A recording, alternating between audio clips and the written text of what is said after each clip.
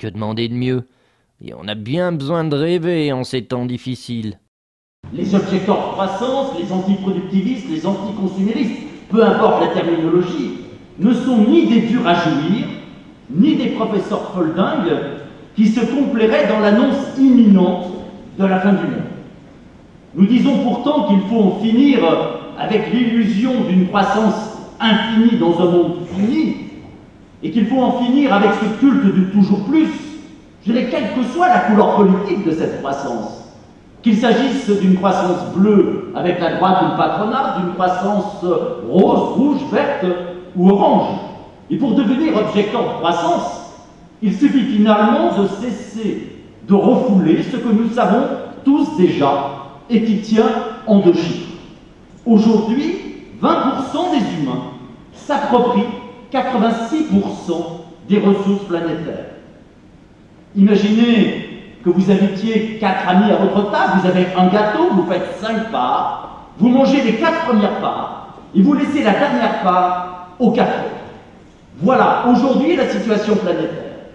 Alors, c'est pas très joli par rapport à nos propres valeurs comme l'égalité ou la fraternité, mais ça ne serait pas forcément si grave si on pouvait avoir l'espoir d'un rattrapage possible. C'est-à-dire l'idée que le gâteau puisse grandir démesurément. Et c'est là où on tombe sur le deuxième constat.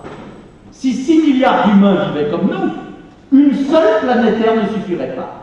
Il y a un chiffre fondamental qu'il faudrait presque inscrire sur le fronton de nos mairies à côté de la devise républicaine, c'est la quantité totale d'émissions de carbone que la Terre peut digérer chaque année. On sait que la planète ne peut pas digérer plus de 3 milliards de tonnes d'équivalent carbone. Si on traduit toutes nos activités, le fait de manger, de s'habiller, de venir à ce forum, en équivalent carbone, si on dépasse ce maximum, on rend à nos enfants une terre dépréciée. Nous en sommes aujourd'hui à 6,7 milliards de tonnes d'équivalent carbone, le double de ce que la Terre peut digérer. Prenons au sérieux ce maximum de 3 milliards pour 6 milliards d'humains. Le calcul est vite fait. Ça nous donne 500 kilos d'équivalent carbone par personne et par an. Et 500 kilos d'équivalent carbone, c'est quoi? C'est par exemple un vol en avion aller-retour Paris-New York. C'est 5000 km par an en voiture. Mais quand on donne ces chiffres, on se rend compte d'une part de l'urgence et de l'ampleur du changement, mais on se rend surtout compte que la solution, ça ne peut pas être de faire la même chose en moins. C'est pas en apprenant à se serrer la ceinture un peu, beaucoup, passionnément ou à la folie qu'on y arrivera. C'est en inventant ensemble un mode de vie fondamentalement différent et qui repose sur de nouvelles valeurs comme le don, la gratuité, le partage. L'objection de croissance sonne le retour des partageux. On peut reprocher tout ce qu'on veut à la société de consommation, à la société capitaliste, à la société productiviste. Il faut reconnaître que c'est une société diablement efficace. Nous sommes tombés dans la marmite de la consommation il y a 70 ans et on en veut encore. Et les peuples qui n'y sont pas encore tombés ne demandent que ça. Tant que nous n'aurons pas quelque chose d'aussi fort, humainement, anthropologiquement, que le toujours plus, on n'y arrivera pas. Et à mes yeux, la seule chose qui soit à la hauteur, c'est la gratuité. Parce que la gratuité, on l'a chevillée au cœur. C'est le souvenir du paradis perdu, du sein maternel, des relations amoureuses, amicales, associatives, des biens communs, des services publics. Le grand combat pour le XXIe siècle, c'est pas de manifester pour l'augmentation du pouvoir d'achat, mais de manifester pour défendre et étendre la sphère de la gratuité. Mais bien sûr, ça ne peut pas être la gratuité de n'importe quoi. C'est nécessairement une gratuité économiquement construite, politiquement construite, culturellement construite. Tout ne peut pas être gratuit, la gratuité a un coût. Aura lieu en novembre un grand colloque organisé par le Sarcophage et la communauté d'agglomération des Lacs d'Essonne et la Fondation France Liberté de Daniel Mitterrand sur le thème de la gratuité des services publics locaux. Et un certain nombre de villes vont prendre l'engagement de donner à chacun le volume d'eau permettant de vivre. Je dirais que c'est l'amorce d'un grand mouvement. C'est l'amorce d'un grand mouvement pour rendre effectivement l'espoir. Parce que les objecteurs de croissance sont tout sauf effectivement des tristes cires. La décroissance, c'est aussi une façon de dire que l'avenir appartient aux poètes. L'avenir n'appartient pas aux économistes. Je vous remercie.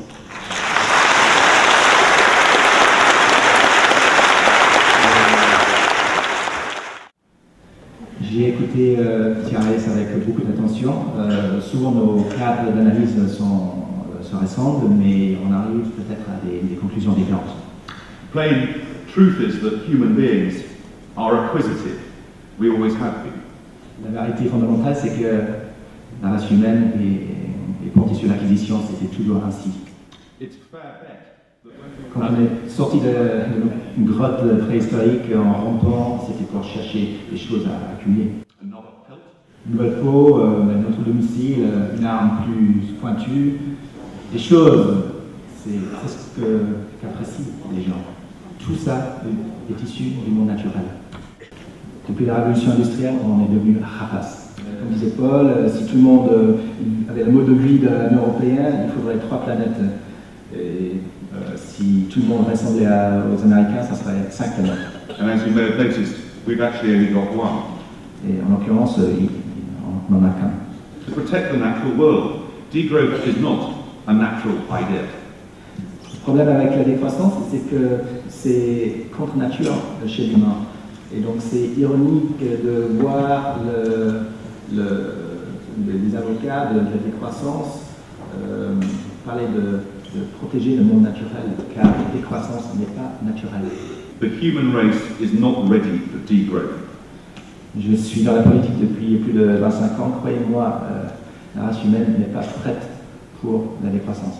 Qu'on le veuille ou pas, notre concept de bien-être est très lié à notre notion héritée du progrès économique. On aime les choses, ça sera toujours ainsi. And take us out of it. Constat peu confortable, c'est la puissance de l'industrie du capital qui nous a mis dans ce bazar depuis 200 ans. C'est le seul moyen de s'en sortir. Il ne faut pas demander à l'industrie et au capital de décroître. Le problème, c'est pas la croissance en elle-même, c'est de changer la façon dont on a exploité les ressources naturelles dans l'histoire et de les exploiter de façon plus économe, plus intelligente dans l'avenir. But it has no place in the world where we all live. La décroissance est peut-être une construction intellectuelle intéressante, mais elle n'a pas lieu d'être dans notre monde. This is a world teeming Dans ce monde, il y a énormément de personnes qui ont de l'appétit, qui sont acquisitifs. On est comme ça. Et le seul chemin vers l'avenir, c'est de réfléchir pour savoir vivre heureux au sein des contraintes de la planète. That means growing more carefully. Soit une croissance plus soignée, plus réfléchie. Figure they're right. Donc, je regrette, mais la décroissance est effectivement un mirage.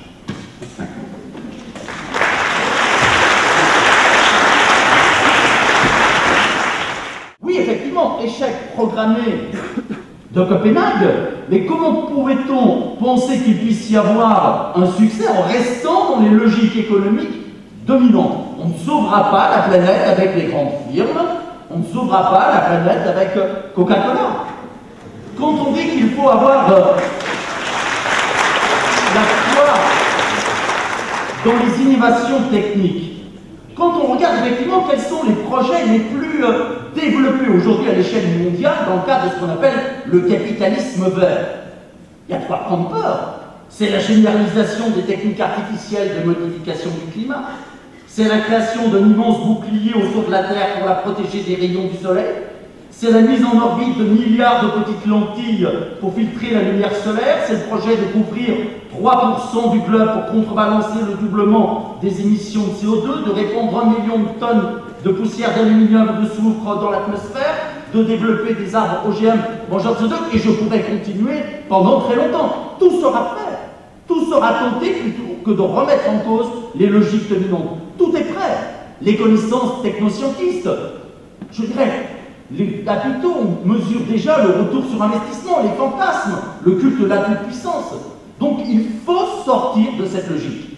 Lorsque la patronne du MEDEF en France, Laurence Parisot, prend le temps d'écrire un bouquin sur l'écologie qui s'appelle Besoin d'air, elle nous dit un peu de croissance pollue, beaucoup de croissance dépollue. Et ce qu'elle nous propose, c'est d'en reprendre pour un tour. Et là, effectivement, moi je ne suis pas d'accord. Alors comment effectivement porter ce discours de la décroissance parmi les plus pauvres et au sein des pays pauvres? Mais déjà, ce n'est pas nous qui le portons, c'est eux-mêmes qui s'emparent de ces questions. solution. Le discours de la décroissance, c'est pas un problème d'enfants obèses.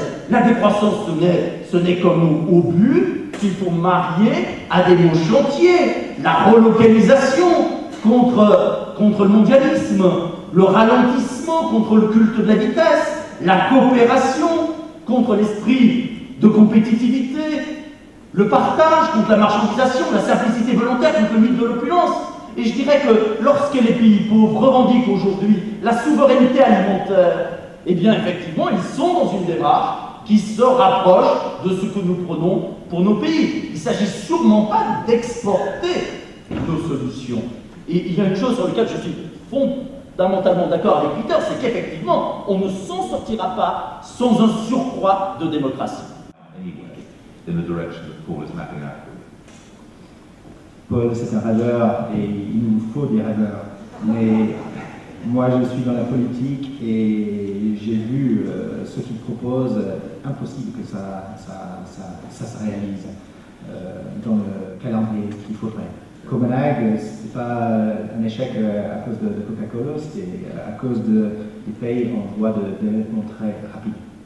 La voiture, vu qu'il est quasiment impossible d'empêcher le développement, l'expansion de l'automobile, eh bien, il faut surtout faire en sorte que les voitures soient plus économes, plus vertes, par exemple avec des carburants, des énergies renouvelables. That's not a gadget. C'est pas un gadget, ça. Si je peux répondre, Singapour limite la voiture.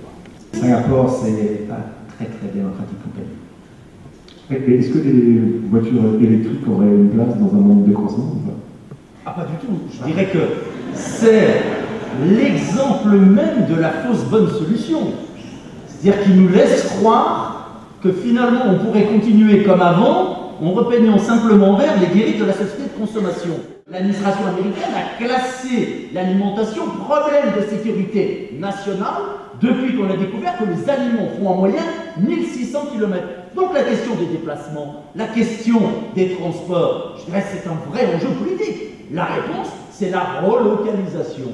Et il faut se donner des outils pour relocaliser pas seulement notre alimentation.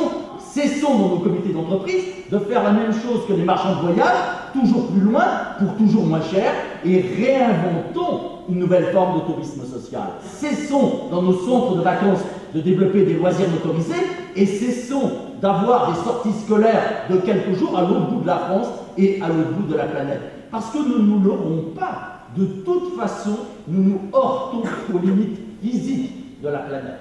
Donc il y a une alternative qui est simple. Soit effectivement, c'est les derniers fruits de la croissance pour une toute petite minorité, soit c'est le partage. Je suis